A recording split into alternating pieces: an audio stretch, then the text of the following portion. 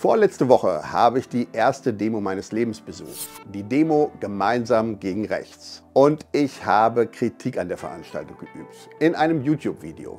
Hier oben in der Ecke habe ich das verlinkt. Wer noch einmal schauen mag, gern noch einmal klicken.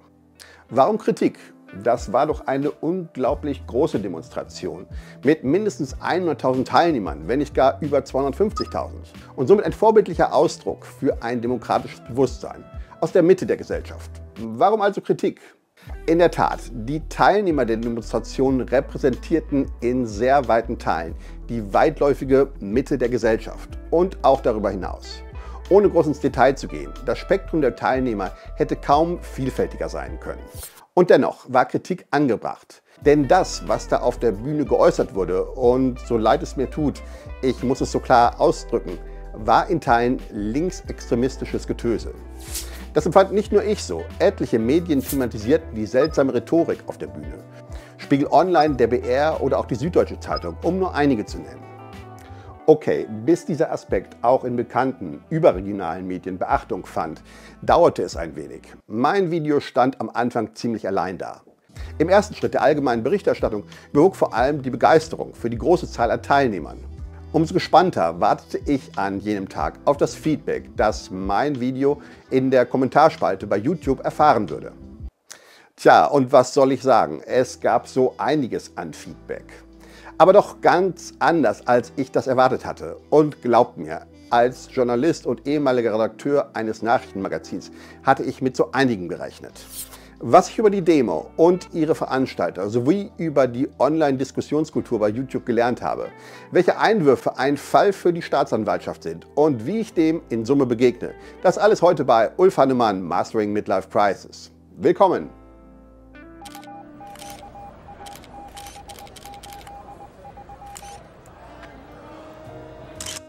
Werfen wir zu Beginn einen kurzen Blick zurück. Die Münchner Demo Gemeinsam gegen Rechts war in Zahlen gemessen ein großer Erfolg. Je nachdem, mit wem man spricht, ist von 100.000 bis zu 250.000 Teilnehmern die Rede. Auf jeden Fall war der Andrang so groß, dass die Veranstaltung schon nach kurzer Zeit abgebrochen werden musste. Und völlig zu Recht lobten etliche Repräsentanten das alles als ein hoffnungsfrohes Zeichen aus der Mitte der Gesellschaft für den Erhalt von Demokratie und gegen rechte Allmachtsfantasien. In diesem Sinn hatte auch ich an der Demo teilgenommen. Und trotzdem hat die Veranstaltung bei mir, wie bei vielen anderen Teilnehmern, einen etwas faden Beigeschmack hinterlassen. Denn die Organisatoren hatten es zugelassen, dass offizielle Rednerinnen und Redner linksextremistische Klassenkampfparolen von der Bühne äußern konnten. Zumindest konnte man das so bei argloser Betrachtung vermuten. Bei näherer Betrachtung und einiger Lektüre stellte man allerdings fest, dass Demo-Anmelderin Lisa Pöttinger ebenfalls dem Spektrum zuzurechnen ist. Ein Interview über den Verlauf der Demo hat sie der Jungen Welt, einer marxistischen Tageszeitung mit FDJ-Vergangenheit, gegeben. Auch hier ein klarer Tenor: Alles, was sich nicht auf der eigenen Linie bewegt, ist rechts und damit abzulehnen. Grüne, SPD, kurz Ampel und CDU, CSU sowieso, alle mitverantwortlich für eine Verschiebung nach rechts, sofern nicht ohnehin rechts einzuordnen. Im Interview liest sich das dann so: Allerdings sind sich viele der Leute, die das gestaltet haben, einig, dass ein Rechtsrutsch nicht erst bei der AfD anfängt, sondern schon in der Mitte der Gesellschaft. Das muss thematisiert werden, um weitere Schritte nach rechts zu verhindern. Angesprochen auf die Unterstützung der Demo seitens der bayerischen Landesregierung, antwortete sie wie folgt. Auf der Plattform X hatte ich geäußert, dass es ein wenig absurd ist, wenn Freie Wähler und CSU zu dieser Demo aufrufen, während sie ständig für mehr Abschiebung werben und mit ihrer Sprache entmenschlichen und herabwürdigen. Da ist es schon lächerlich, sich dann auf eine Demo gegen rechts zu stellen. Ich hatte es als gute Werbung bezeichnet, dass Hubert Aiwanger signalisierte, er komme nicht. Gleichzeitig habe ich keinen Bock auf Rechte jeglicher Couleur. Damit meine ich auch explizit die CSU. Nun, liebe Frau Pöttinger, Deutschland ist ein freies Land und das kann man so sehen und auch so formulieren und demonstrieren sowieso. Aber man darf sich dann nicht wundern, wenn man eben nicht den großen gesellschaftlichen Rückhalt jenseits der AfD erfährt. Im Interview führen sie dann weiter aus. Es heißt nun, da sei eine antidemokratische Haltung und man brauche alle als Brandmauer gegen rechts. Dem würde ich sehr wohl zustimmen. Allerdings nur, wenn es sich nicht um Symbolpolitik handelt. Im Klimabereich, aus dem ich komme, spricht man bei sowas von Greenwashing. Hier könnte man von Antifa-Washing sprechen, wenn sich Berufspolitiker, die Abschiebungen und Sozialkürzungen beschließen, auf solche Demos stellen, um sich einmal ablichten zu lassen. Diese Heuchelei muss man schon kritisieren und sichtbar machen. Nun gut, das können Sie natürlich so bewerten. Das kann man allerdings auch komplett anders sehen, selbst wenn man kein großer Freund von Abschiebungen ist. Denn über dieses Thema kann man kontrovers diskutieren. Es hat viele Facetten und es existiert nach meiner Wahrnehmung ein breites, legitimes Spektrum an politischen Entscheidungsräumen. Im Kampf gegen rechts gibt es dieses Spektrum allerdings nicht. Wenn die Brandmauer fällt, dann gibt es keine Brandmauer mehr. Dann wird nicht nur wahllos abgeschoben, sondern Ihre und meine Meinung fallen unter den Tisch. Siehe Russland und andere autoritäre Staaten. Das ist die Sorge, die die Mehrheit der Menschen am Siegestor zusammengeführt hat. Sie dagegen wollen die Brandmauer mit der Frage von Abschiebung zwingend und absolut verknüpfen. Auf der Demo hielten sie ein Plakat hoch, auf dem zu lesen war: AfD hetzt, Ampel setzt um. Wer abschiebt, sitzt also mit der AfD in einem Boot und ist nach ihrer Wahrnehmung keinen Deut besser. Wenn wir die Perspektive ein klein wenig drehen und auf Sie und Ihre Freunde fokussieren, heißt das nichts anderes als: nur wir erkennen die Wahrheit und wissen, was richtig ist. Alle anderen sind entweder dumm, unaufgeklärt oder rechts. Das ist zumindest Ihr Duktus, den ich erkenne. Es ist genau diese Egozentrik und Selbstgerechtigkeit, mit der Sie mich, aber auch viele andere Menschen der vermeintlich bürgerlichen Mitte verschrecken.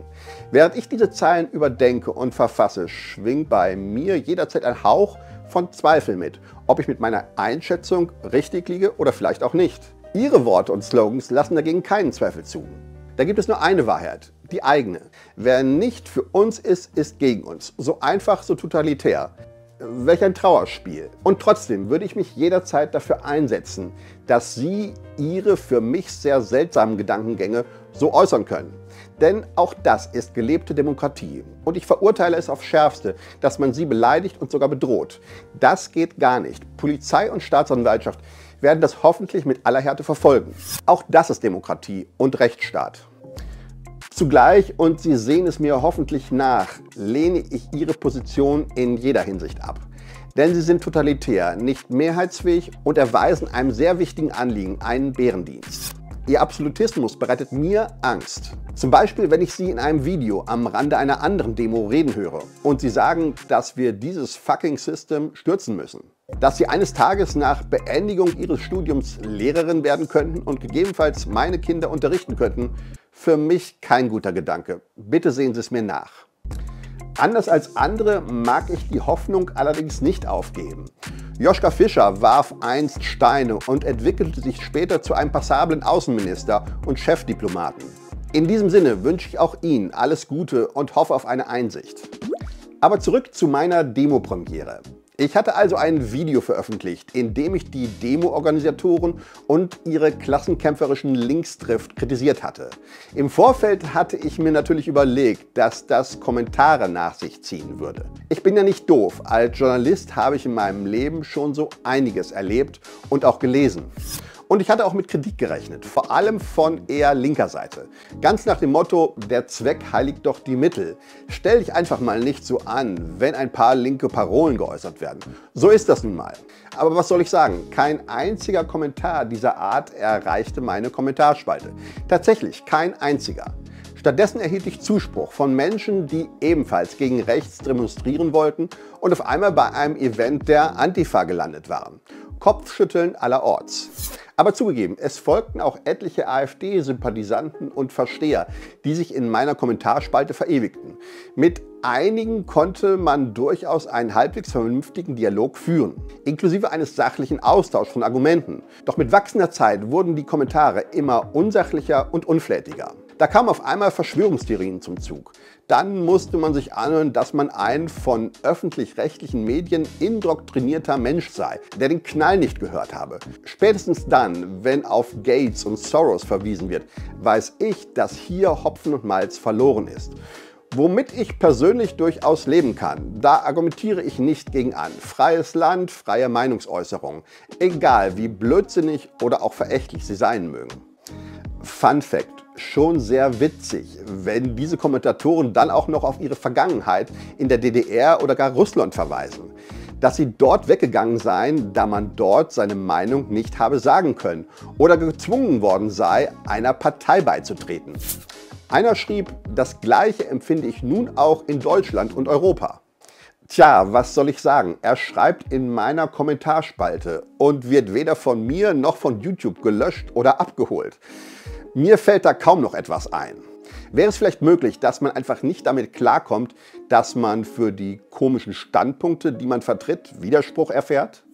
Gut, lassen wir das. Nach 2 Tagen habe ich die Kommentarfunktion geschlossen, da die Debatten einfach zu absurd wurden und sich zudem wiederholten. Zugleich erreichten mich nun auch richtig miese Einsendungen, die ich zum Glück erst jetzt entdeckt hatte, da YouTube das Schlimmste von allein rausfiltert. Für die Allgemeinheit waren diese Kommentare nur kurz oder vielleicht auch gar nicht zu sehen. Das muss ich noch herausfinden. Als Admin kann ich diese üblen Ergüsse aber nach wie vor lesen. Ich erspare mir diesen Mist, und anders kann ich das nicht bezeichnen, hier offen vorzutragen, zumal ich nicht in die Bredouille kommen möchte, dass mich YouTube aufgrund dieses Zitats fälschlicherweise verwarnt. Aber einen Geschmack der geäußerten Niederträchtigkeiten will ich hier schon zum Ausdruck bringen. Aber ich umschreibe das Geäußerte in deutlich gewählteren Worten. Zum Beispiel äußerte dort ein Kommentator, dass sich Grüne und Linke im Zusammenhang mit Kindern schon immer strafbar gemacht hätten. Daher solle man den Wählern dieser Parteien Gliedmaßen amputieren. So geäußert in meiner Kommentarspalte. Widerlich. Und von YouTube zum Glück frühzeitig entdeckt und ausgefiltert. Danke YouTube. Ich habe einige Zeit überlegt, wie ich damit umgehen soll. Einfach als Blödsinn abtun und löschen? Gegebenenfalls einfach totschweigen?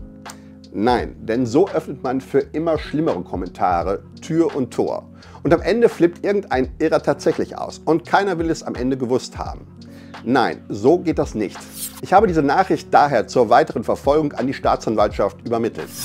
Über die weitere Entwicklung in dieser Angelegenheit werde ich berichten. So viel für heute. Ich hoffe darauf, dass ich euch beim nächsten Mal wieder mehr heitere Themen rund ums Meistern der Midlife Crisis präsentieren kann. Wer auf dem Laufenden bleiben möchte und Spaß an meinen Videos hat, darf meinen Kanal gern abonnieren. Oder noch besser, ihr klickt auf die Glocke, sodass ihr künftig kein neues Video verpasst. Mir und meinem Kanal würde das sehr helfen. In diesem Sinn, bis zum nächsten Mal bei Ulf Hannemann, Mastering Midlife Crisis.